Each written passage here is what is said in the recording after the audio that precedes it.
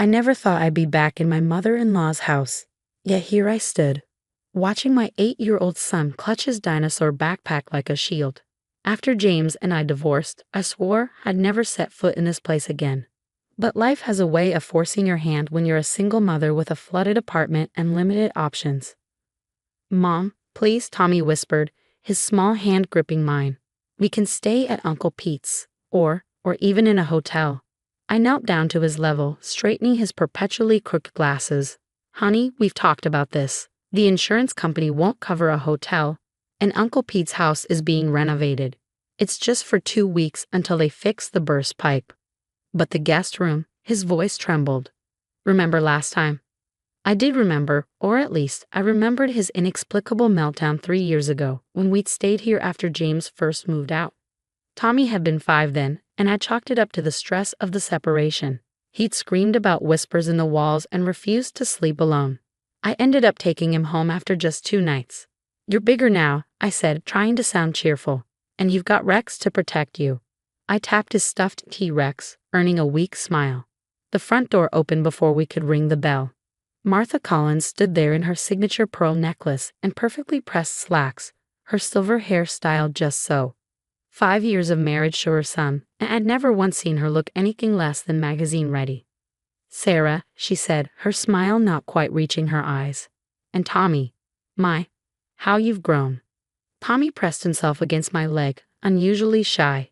He'd always been outgoing, even with strangers, but something about his grandmother made him withdraw. "Thank you for letting us stay, Martha." I forced warmth into my voice. "The flooding was quite unexpected." Of course. She stepped aside.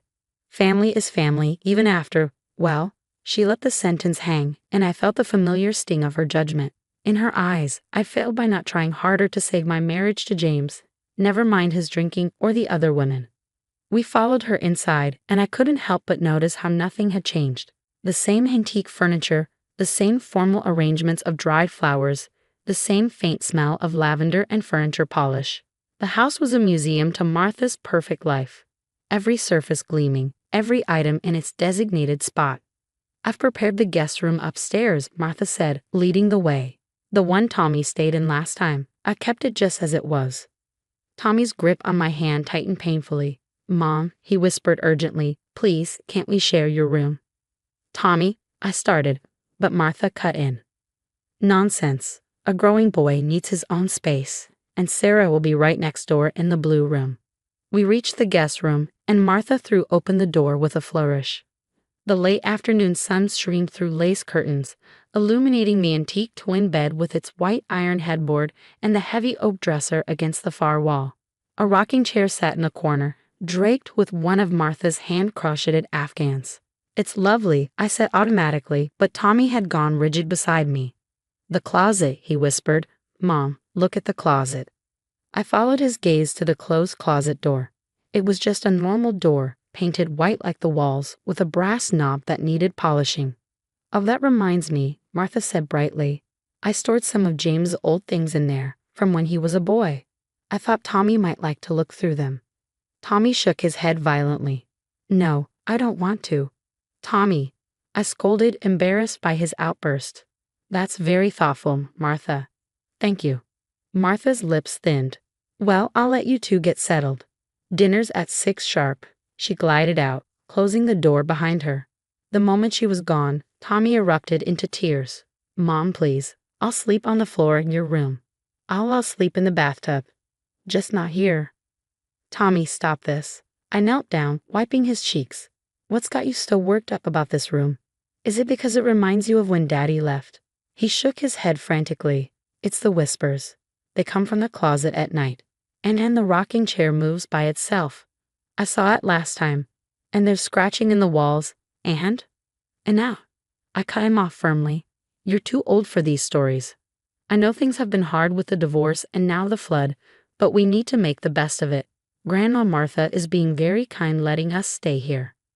"She's not kind," Tommy muttered, so quietly I almost missed it. "She's just pretending." I sighed, standing up. "Let's unpack your clothes. Once you're settled, it won't seem so scary." I moved toward the closet, but Tommy grabbed my arm. "Don't." "Tommy, this has to stop." I pulled free and grasped the closet doorknob. It was ice cold to the touch, but I told myself it was just the old house's poor circulation. I pulled the door open. The closet was ordinary enough, a rail of hanging clothes, boxes stacked on the shelf above, and some old toys scattered on the floor. But as I reached for a box labeled James, age 8, something caught my eye. Wedged between the wall and the shelf support was what looked like a small notebook. I stretched up on tiptoe and managed to work it free. It was a child's journal, the cover decorated with dinosaur stickers. "That's mine," Tommy whispered. "From last time?" I hid it there. I opened it, recognizing my son's messy handwriting.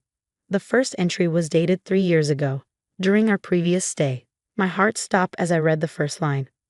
"Dear Diary, I found Daddy's old journal today. The one from when he was my age. He saw the whispers too, and he wrote about what Grandma did to make them stop." A floorboard creaked behind us, and I spun around. Martha stood in the doorway, her perfect smile now oddly fixed. "I see you found the closet interesting after all," she said softly. "Why don't we come down to the kitchen? I made lemonade. We can talk about old times." I clutched Tommy's journal to my chest, my heart pounding. Martha's smile remained perfectly in place, but her eyes had turned cold and sharp as winter frost. Tommy pressed against my side, trembling. "Actually," I said, trying to keep my voice steady, "I should call the insurance company about our apartment. Tommy, why don't you?" "Nonsense," Martha cut in. "Those calls can wait. Family time is precious, Sarah. You, of all people, should understand that after taking my grandson away." "I didn't take him away," I protested. "James was the one woe. Let's not discuss unpleasant things in front of the child." Martha's voice was honey sweet, but her eyes never left the journal in my hands. "Tommy, dear, run down to the kitchen. I made those sugar cookies you used to love." Tommy didn't move. "Mom," he whispered, "don't let her take the journal." Martha's smile tightened. "What secrets are you keeping from Grandma, Tommy? You know I don't approve of secrets in my house." I slipped the journal into my back pocket, making sure Martha saw the movement. If she wanted it, she'd have to acknowledge it directly. "Tommy, go call Uncle Pete. Tell him we might visit after all." "The phones are down," Martha said smoothly. "Storm coming, you know. Why don't we all go to the kitchen? We can look through James' old photos while we have our cookies." As if on cue, thunder rumbled outside. The afternoon sun had vanished, dark clouds rolling in with unnatural speed. The room dimmed, shadows deepening in the corners. The rocking chair creaked, though there was no breeze. "Mom," Tommy's voice quavered. "The whispers are starting early today." I started to tell him not to be silly, but then I heard it, a soft, sibilant sound coming from the closet, like multiple voices speaking just below the threshold of understanding. Martha's smile widened. "Oh, we hear them too. James used to complain about them at your age. Such an imaginative boy. But I helped him grow out of it." The temperature in the room seemed to drop. I thought about James, my confident, successful husband who turned to drinking after his father died, who'd sometimes wake up screaming about his childhood, who'd beg me never to leave Tommy alone with his mother. "What did you do to him?" I demanded, my voice shaking. "What did you do to my husband when he was a child?" "I made him strong," Martha said simply, "like my mother made me strong. Sometimes children need special attention to overcome their fears." She took a step forward. "Tommy obviously needs the same help. He's too sensitive, like James was. But I know exactly what to do." The whispers grew louder. The rocking chair began to move on its own, a slow, deliberate creak back and forth. Tommy started to cry. "We're leaving," I announced, grabbing Tommy's hand. "Right now." "Oh, I don't think so." Martha's voice had changed, becoming deeper, almost guttural. "The storm's too bad now. You'll have to stay. And we have so much to discuss about Tommy's upbringing." I yanked Tommy's journal from my pocket and flipped it open randomly, desperate to understand what was happening. My eyes fell on an entry. "Daddy's journal says Grandma has a special room in the basement. That's where the whispers come from. He said she put him in there when he was bad, but the worst part wasn't the dark or the cold. It was the things that came to visit him." Lightning flashed outside, illuminating Martha's face. For a split second, her features seemed to shift, becoming something ancient and hungry. The whispers rose to a chorus, and dark shapes began to writhe in the corners of the room. "Tommy, I said calmly, though my heart was racing. Get your backpack. We're going to play a game. He looked up at me, tears streaming down his face. What kind of game? It's called Run Fast, Don't Look Back. I scooped him up, thank God he was still small for his age, and bolted for the door. Martha moved with impossible speed, but I shouldered past her. Her fingers scraped my arm, drawing blood. You can't leave, she shrieked, her voice no longer human. He needs to learn. They all need to learn. We thundered down the stairs, Tommy clinging to my neck. The house had transformed. Shadows danced on the walls, furniture seemed to move of its own accord, and the whispers followed us, growing louder and more insistent. The front door's locked, Tommy cried. It always is. Then we'll make a new door. I ran straight for the large bay window in the living room. Behind us, Martha's footsteps descended the stairs, slow and deliberate. Sarah, she called, her voice sweet again. Don't be foolish. Every family has its traditions. Every child must be taught. James understood in the end. Tommy will too. I grabbed a heavy brass candlestick from a side table. Close your eyes, baby, I told Tommy, and swung with all my might at the window. The glass shattered. Cold rain whipped in, along with a gust of wind that scattered Martha's perfect arrangements. I kicked away the remaining shards and climbed through, protecting Tommy as best I could. This isn't over. Martha's voice followed us into the storm. He's my grandson. You can't keep him from his heritage. We ran through the rain to my car, thunder cracking overhead. My hands shook so badly I could hardly get the key in the ignition. As we peeled out of the driveway, I caught a glimpse of Martha in my rearview mirror. She stood in the broken window, her figure seeming to ripple and change, growing taller, darker. Mom? Tommy's voice was small. Is that why Daddy drinks? Because of what's in the basement? I gripped the steering wheel tighter, remembering all the times James had woken up screaming. All the times he begged me to keep Tommy away from his mother. The way he'd started drinking heavily after his father died, and Martha had insisted on helping with Tommy's upbringing. Yes, baby, I think it is. I reached over and squeezed his hand. But we're going to help Daddy now, because now we know the truth. Tommy clutched his backpack closer. I put Daddy's old journal in here, he whispered. When Grandma went to make lemonade, I thought we might need it. Smart boy, my brave, brilliant boy. We do need it, I said. And we're going to make sure those whispers never hurt anyone in our family again. As we drove through the storm, I could have sworn I still heard whispers on the wind. But this time, they sounded almost like a warning. We found James at his usual bar, hunched over a glass of whiskey. 3 years of hard drinking had aged him, turning his once handsome face haggard and lined. When he saw us, soaking wet, Tommy still trembling, he stood up so quickly his bar stool crashed to the floor. Sarah? Tommy? What happened? His eyes focused on the scratches on my arm, the small cuts from the window glass. Did my mother? I placed Tommy's backpack on the bar and pulled out the old journal we'd taken from Martha's house. The leather cover was cracked with age, the pages yellow and brittle. James's childhood handwriting filled the pages with shaky letters and terrible truths. All the color drained from his face. Where did you find this? Your son saved it, I said quietly, just like he saved your old toys, your comics, everything he could reach in that basement room before she caught him last time. He knew you needed proof that it was real. Tommy reached for his father's hand. I heard the whispers too, Daddy, just like you did. James collapsed back onto his bar stool, tears streaming down his face. I thought I was crazy. She always said I was crazy, that I imagined it all. Even Dad started believing her in the end. Is that why you never told me? I asked, sitting beside him. Why you just started drinking instead? He nodded, wiping his eyes. How could I explain? That my mother, that she, he couldn't finish. That she feeds them, Tommy said solemnly. The things in the basement. The ones that whisper, she feeds them fear, children's fear. James stared at our son in horror. How do you know that? It's in your journal, and I found the old books in the basement, the ones with weird writing. They say fear makes them stronger. That's why she locks kids down there. That's why she hurt you. I watched my ex-husband carefully. James, your father, did he die of natural causes? James's hands began to shake. He found her books. started asking questions. Then he had his heart attack while she was bringing him tea. He laughed bitterly.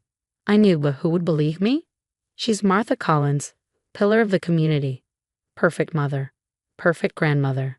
Not anymore, I said firmly. We have proof now. Your journal, Tommy's journal, photos he took of the basement room and the books. And we're not the only ones who've seen her true face. Thunder cracked outside the bar. The lights flickered. She's coming, Tommy whispered. She always finds her family. James grabbed the journals. We need to go. Now, I know somewhere we can stay, somewhere she can't. The bar's door burst open. Martha stood there, rain streaming down her face, her perfect hair and clothes now in wild disarray.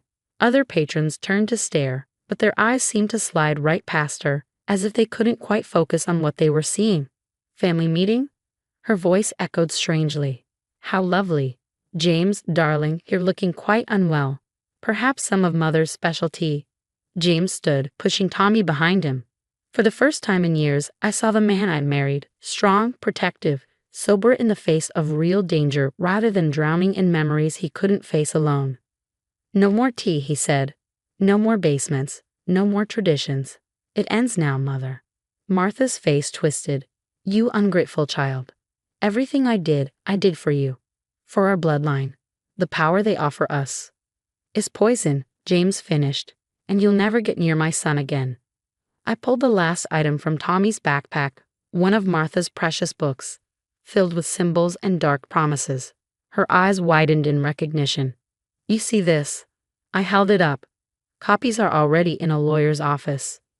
If anything happens to any of us, anything at all, it all comes out. Your perfect reputation, your standing in the community, all of it burns. You wouldn't, she hissed. The shame to the family. Watch me. I struck a match from the bar, holding it near the book's corner. Leave us alone, Martha. Find someone else to feed your basement friends. Your grandson is off the menu. For a moment, something inhuman flickered behind her eyes.